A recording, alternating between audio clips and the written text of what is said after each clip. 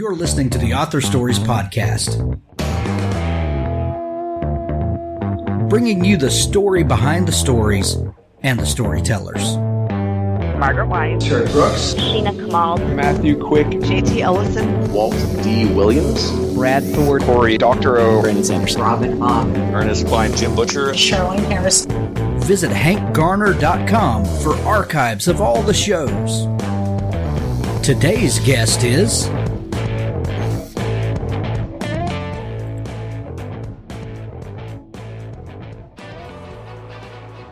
World Anvil is a browser-based world-building platform designed for all world builders, writers and novelists, dungeon masters, game developers, and everyone else.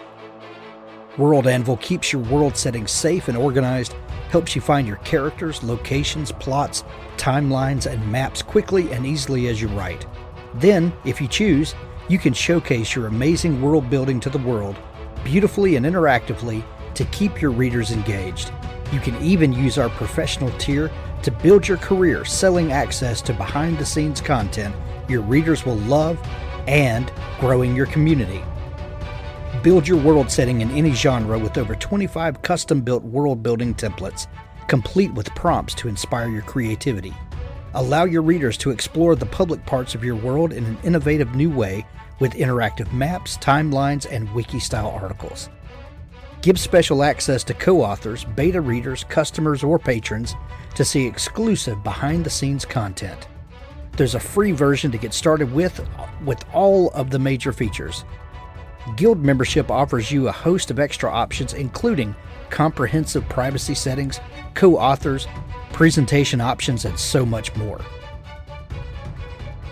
Join our community of over 800,000 world builders, including professional authors. Take part in competitions and learn more about world building at this fantastic online community.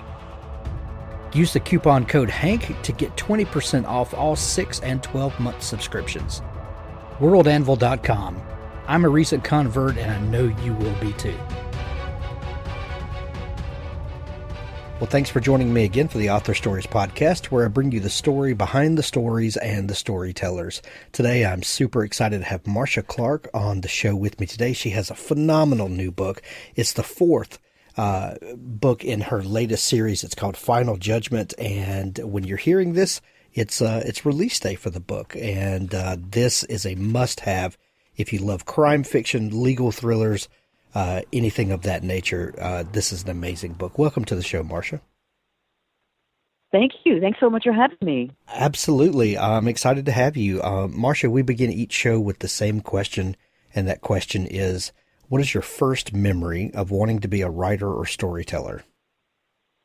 Oh, let me think. Well, really, I think a storyteller, probably age 5. I was always, and it was always murder. Don't ask me why. I don't know.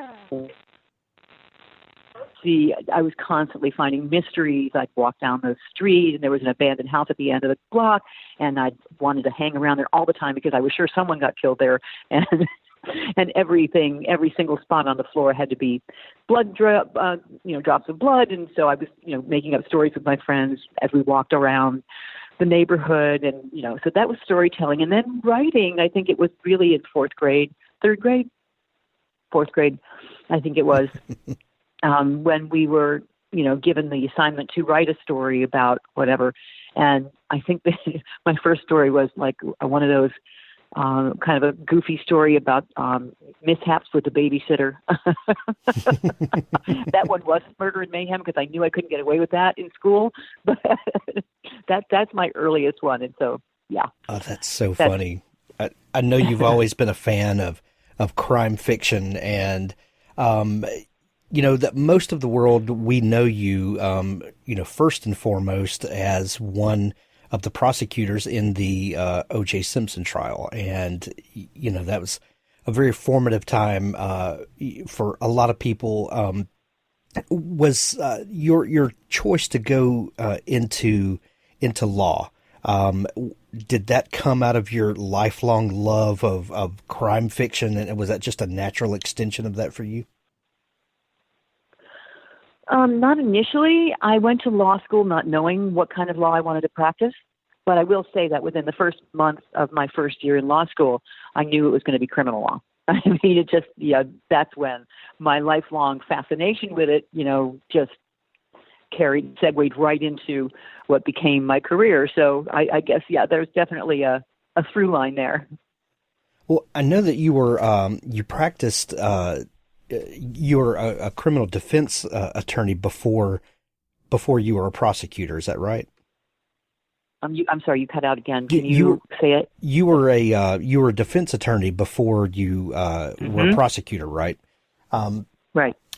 After that, that world famous trial, and as you kind of got out of the limelight, I know that you wrote a book, your life story and your story around the trial. And at what point did you realize that you wanted to write fiction? Was that first book that you wrote, was that kind of an entry point?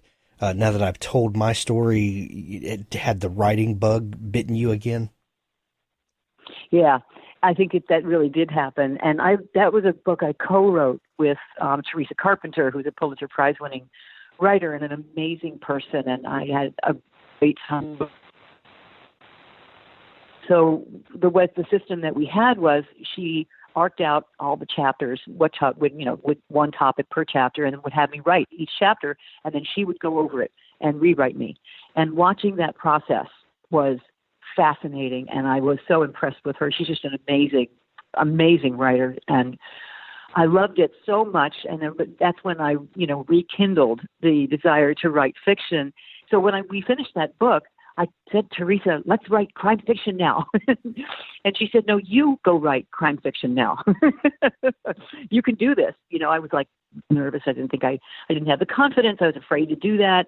And I didn't immediately do it. But I think what wound up giving me the confidence to go for it was I wound up writing for television, writing scripts and co-writing with my writing partner. We started writing pilots together. And that's when I thought, now or never. This would be the time to give it a shot, go for it. And so I did. And you started writing the Rachel Knight series, which was, Rachel's this amazing prosecutor, and you were telling stories from that side of the courtroom. And what an amazing series that was. I think there were 4 books in the Rachel Knight series. Is that right? Yes. Mm-hmm. Did you envision that from the beginning as being a series? And, how did you handle Rachel's kind of meta arc?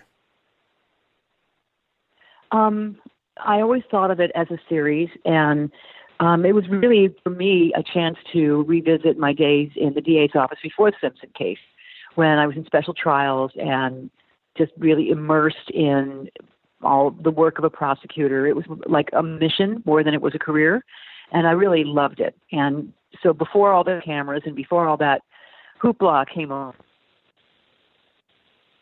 those days that I really loved, and it was really fun to write Rachel and her buddies, Tony and Bailey, their lives and the cases they worked on. So I always thought of that as an ongoing series. And actually, Rachel Knight series did get optioned, and we shot a pilot for the series at TNT back in 2013, I think. Nice. When your new series, and this is book 4 in the Samantha Brinkman series, you chose to switch over to the other side of the courtroom, and Samantha is a defense attorney, and we know that you began your career as a defense attorney. What was the motivating factor to choose to tell stories from that side of the table? I didn't mean to. Initially, when I finished, it was really just one of those things.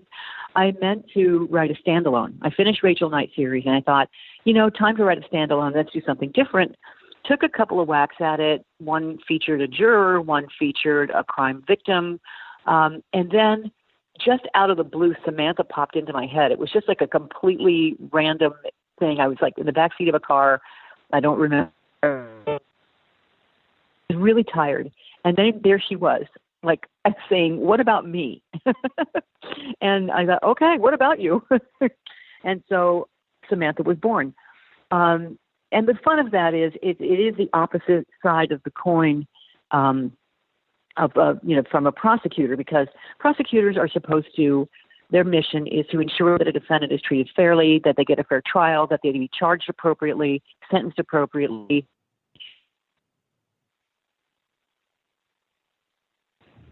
to the entire case.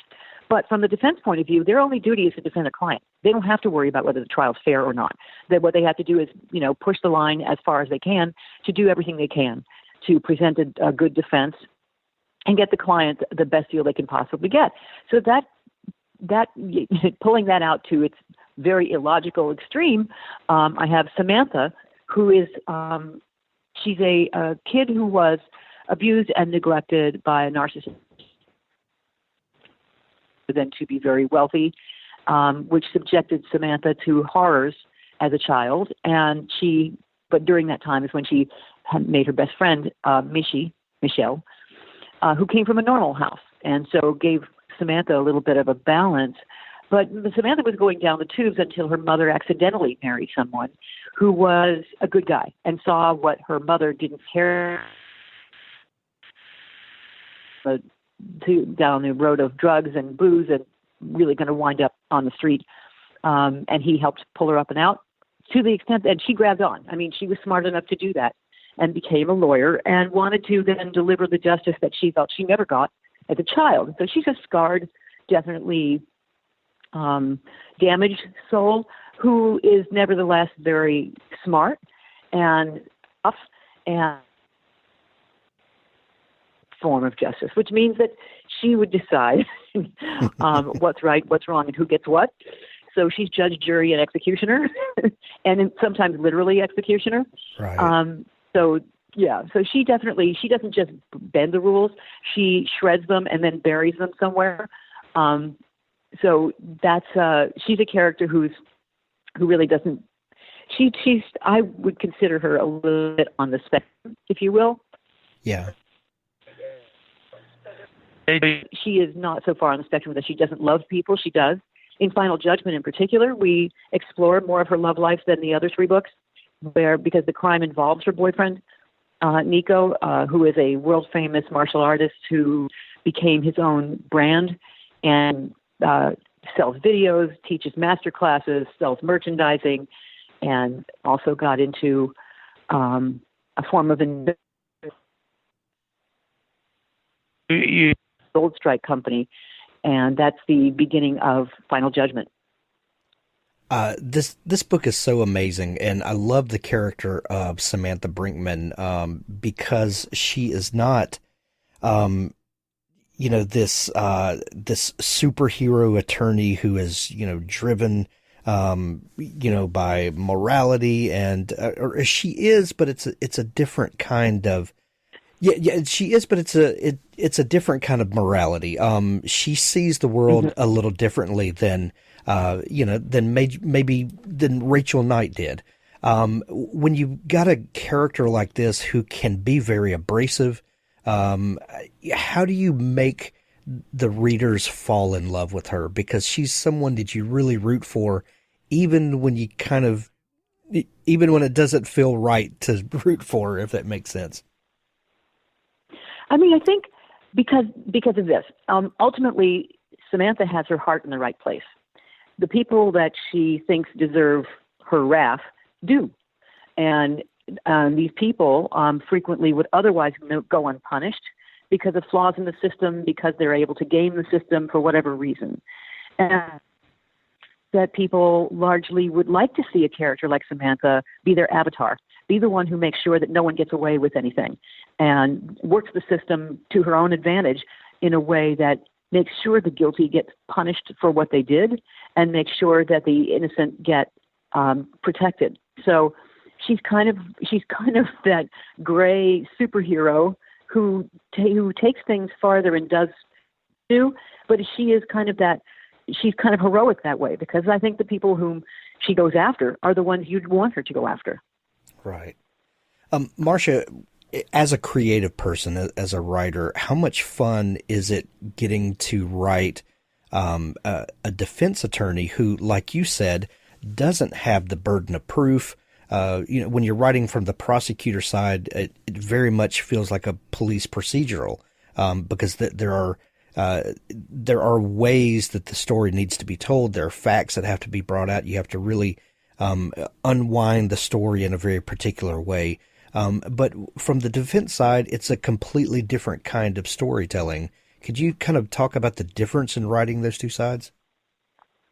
Yeah, so right, the prosecutor has the burden of proof, and that means they have to assemble all of the evidence, and they have to do it legally. They can't just go and break or hack into people's emails or whatever, which Sam also does.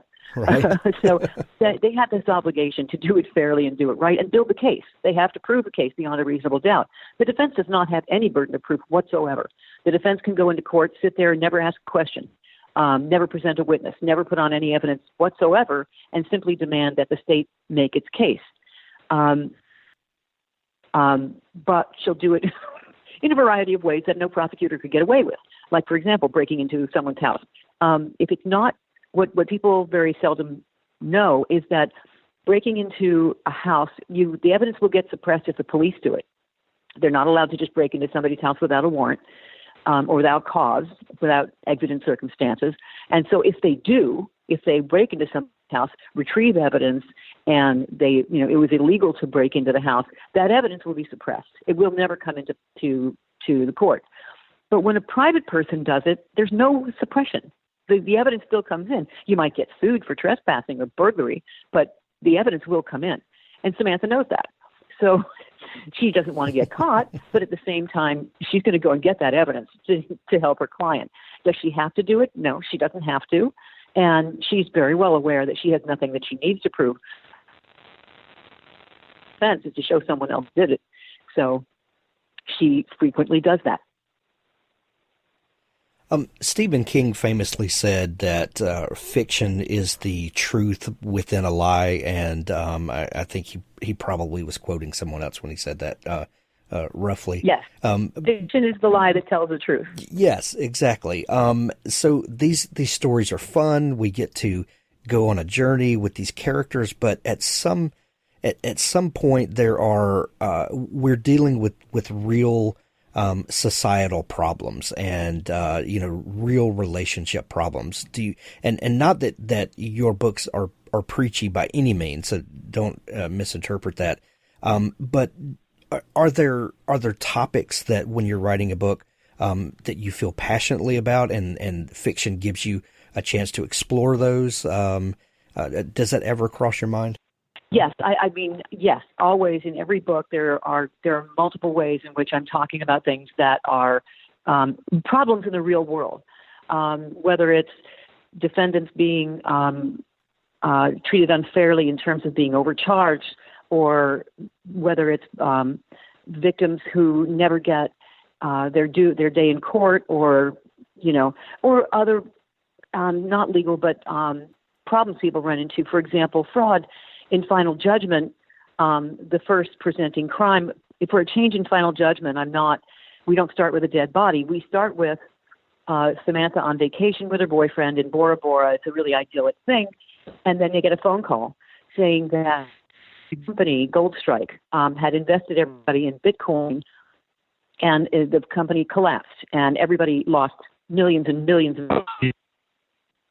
And Niko had recommended this company and this investment to everybody because they had been doing very well for him and his friends. And then this Bitcoin investment came along and just completely ruined everyone. And it so destroyed his mother. She was completely destitute as a result of this. And he wound up Niko was very close with these partners in Goldstrike. He goes to see them, and then one winds up dead, another one winds up disappeared, and he's the person who is the biggest person of interest because he lost so much, and he recommended it to other people, and he was close to these two partners, and last scene was one of them. So, but that addresses the fraud that people have been subjected to with Bitcoin, Not to mention, other kinds of fraud in the stock market that people have suffered with. So, I try to address problems that are in the real world, problems that happen in the legal community or in the system of justice or injustice, as you want to call it, always in every book, one way or another. In this series, the Samantha Brinkman series, the first book is Blood Defense, the second book, Moral Defense, the third book, Snap Judgment, and then the fourth book, Final Judgment, that's out today. Is there a meta story going on here that each book builds upon? And can people grab any book in the series and read them out of order? They can, you can read them out of order for sure. I mean, always, I don't think there's such a thing as a series that isn't best read from the beginning. Sure. That said, you can, any one of these books is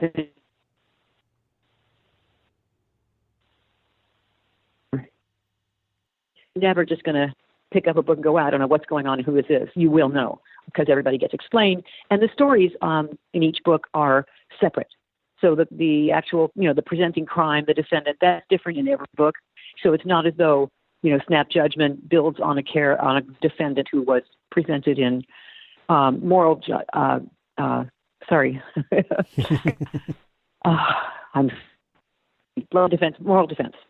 Yeah. So you don't have bad guys necessarily featured in one book that pull through to the next in terms of their crimes. However, bad guys are introduced as peripheral characters in Blood Defense that you will hear about in Moral Defense and that you will hear about in Snap Judgment. So there is that a little bit of a through line. That said, I do catch the reader up about who these people are in every book. This is the fourth book in the Samantha Brinkman series. Is this the last that we're going to hear from Samantha? For now. Right now I'm working on, finally I get to do a standalone. I finally did it. I put my foot down, write a standalone. So that's what I'm doing right now. And we'll see. I mean, I think you never say never. Samantha was also optioned by ABC Studios for NBC. So, you never know. Samantha could come back in many forms. I love it. The new book, Final Judgment, is on sale everywhere now. There's links to it in the show notes. Marcia, if people want to dig into all the great stuff you do, is there a place they can connect with you online? I'm on Twitter. I'm on Instagram. I'm on Facebook. It's that Marcia Clark is. You can find me in all those places. Excellent. We're going to send everyone to see you, Marcia, and to pick up Final Judgment for themselves. This has been so much fun talking. Thank you so much for coming on the show today. Thank you very much for having me. It was a pleasure. Authors, I have a fantastic new service to tell you about. It's called PubSite. PubSite is a service to help you build your very own website, your home on the web, where you can promote your work and give your fans a place to connect with you. PubSite is a website platform that allows every author, regardless of budget, to have a great-looking professional website developed by the book marketing professionals at FSB Associates. PubSite is the new, easy-to-use DIY website builder developed specifically for books and authors. Whether you're an author of one book or 20, or a small publisher, PubSite allows you to build, design, and most importantly, update your website pain-free. No need to be dependent on a designer or webmaster to make a small but costly change to your website. Save the money and do it yourself. PubSite is the best platform for authors because it's a book-centric platform. PubSite was built just for authors and small publishers. Every design, feature, and layout is book-centric. They have customized designs for you to use. It's easy to build. No coding or HTML is necessary to create a stunning, professional-looking website with all the features you want. Get a custom domain name, yourname.com. It's simple to update. You can add all of your books, add a blog and a book tour, sell from any retailer, manage your email list and social media, and even do e-commerce. Build your website with a 14-day free trial, then pay just $19.99 per month, which includes hosting. And we offer packages starting at $499 to set up the website for you. pub-site.com. the place to help authors find their home on the web.